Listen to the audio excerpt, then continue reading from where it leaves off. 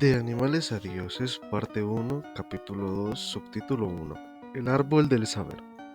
En el capítulo anterior hemos visto que aunque los sapiens ya habían poblado África Oriental hace 150.000 años, no empezaron a invadir el resto del planeta Tierra y llevar a la extinción a las otras especies humanas hasta hace solo unos 70.000 años.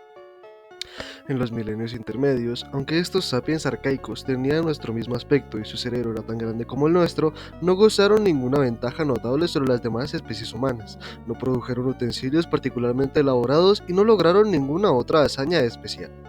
De hecho, en el primer encuentro registrado entre sapiens y neandertales, ganaron los neandertales. Hace unos 100.000 años, algún grupo de sapiens emigró al norte, al Levante, que era territorio neandertal, pero no consiguieron establecer una posición firme. Pudo deberse a los nativos belicosos o a un clima inclemente o a parásitos locales extraños. Fuera cual fuese la razón, los sapiens acabaron por retirarse dejando a los neandertales como dueños de Oriente Próximo. Este número escaso de logros ha hecho que los expertos especulen que la estructura interna del cerebro de estos sapiens probablemente era diferente de la nuestra. Tenían nuestro mismo aspecto, pero sus capacidades cognitivas, aprendizaje, memoria, comunicación, eran mucho más limitadas. Enseñar a estos sapiens antiguo español, persuadirlos de la verdad del dogma cristiano o conseguir que comprendieran la teoría de la evolución habría sido probablemente una empresa imposible.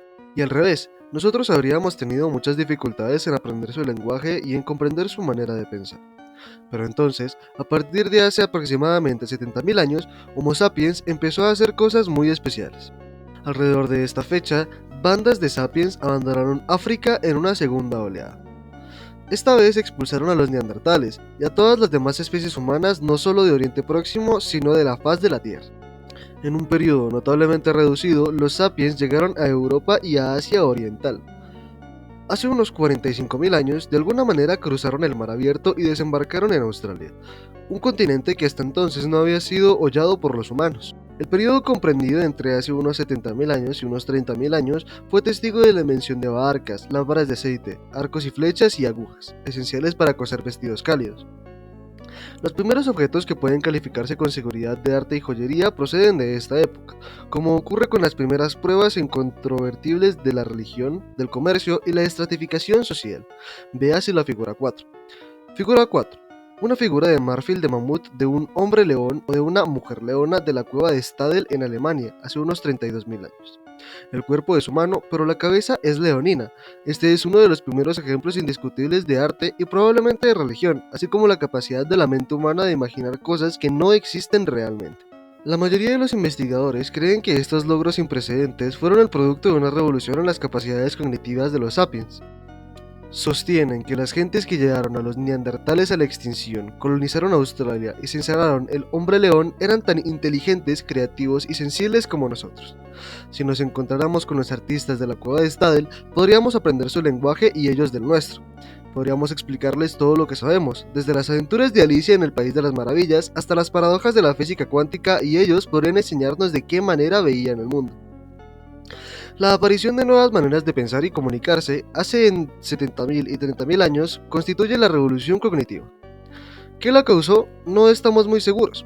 La teoría más ampliamente compartida aduce que mutaciones genéticas accidentales cambiaron las conexiones internas del cerebro de los sapiens, lo que les permitió pensar de manera sin precedentes y comunicarse utilizando un tipo de lenguaje totalmente nuevo. Podemos llamarla la mutación del árbol del saber. ¿Por qué tuvo lugar en el ADN de los sapiens y no en el de los neandertales? Fue algo totalmente aleatorio, hasta donde podemos decir. Pero es más importante comprender las consecuencias de la mutación del árbol del saber que sus causas. ¿Qué es lo que tenía de tan especial el nuevo lenguaje de los sapiens que nos permitió conquistar el mundo? Aquí y en las páginas que siguen, cuando hablo acerca del lenguaje de los sapiens, me refiero a las capacidades lingüísticas básicas de nuestra especie y no a un dialecto concreto. El inglés, el hindi y el chino son todos variantes del lenguaje de los sapiens. Aparentemente, incluso en la época de la revolución cognitiva, diferentes grupos de sapiens tenían diferentes dialectos. No era el primer lenguaje. Cada animal tiene algún tipo de lenguaje. Incluso los insectos, como las abejas y las hormigas, saben cómo comunicarse de maneras complejas y los individuos se informan unos a otros de la localización del alimento.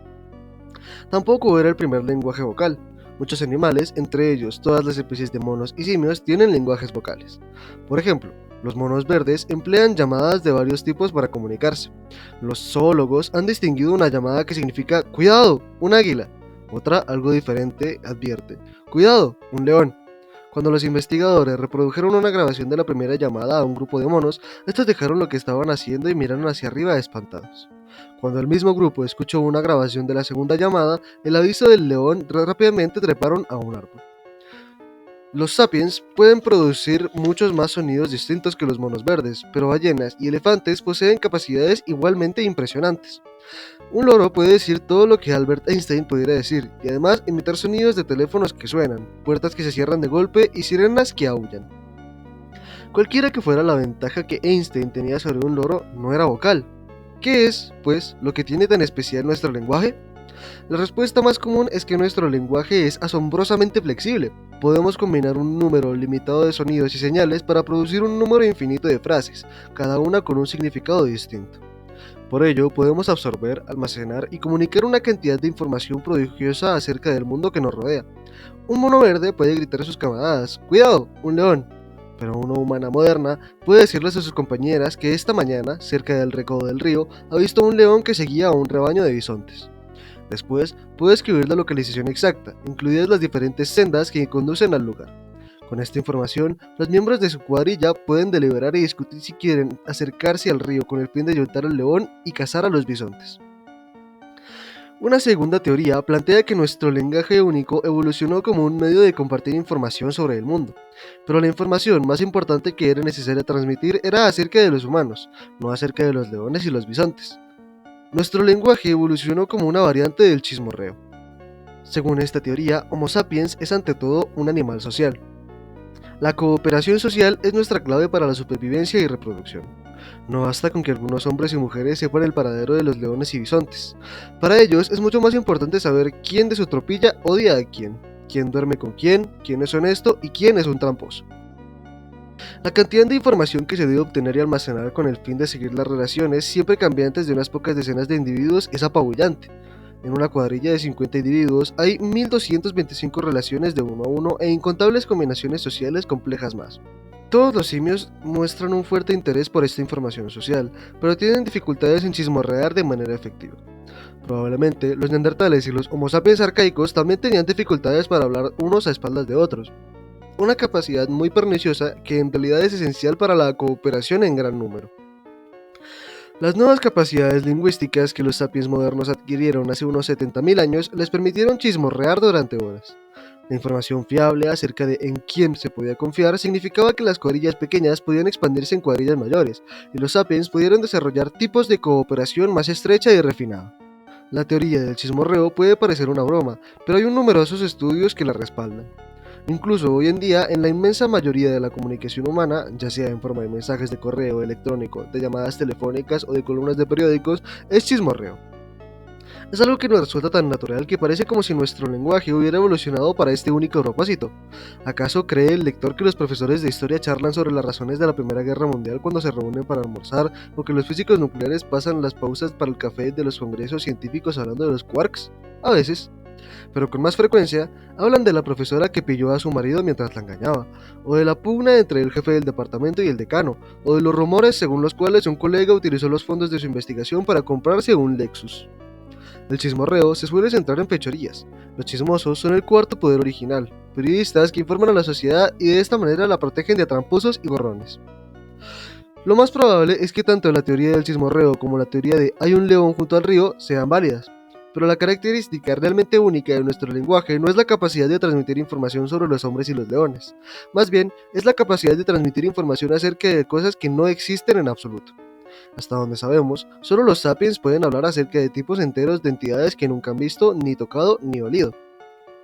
Leyendas, mitos, dioses y religiones aparecieron por primera vez con la revolución cognitiva. Muchos animales y especies humanas podían decir previamente, ¡cuidado! Un león.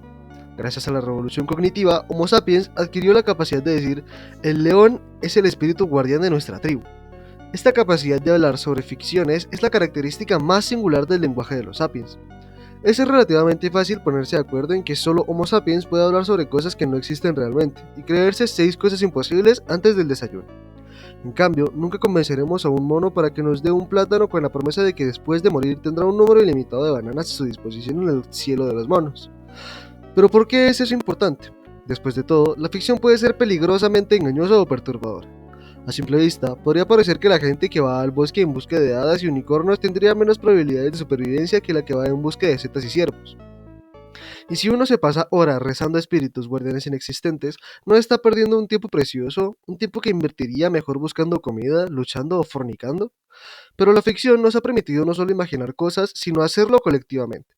Podemos urdir mitos comunes, tales como la historia bíblica de la creación, los mitos del tiempo del sueño de los aborígenes australianos y los mitos nacionalistas de los estados modernos.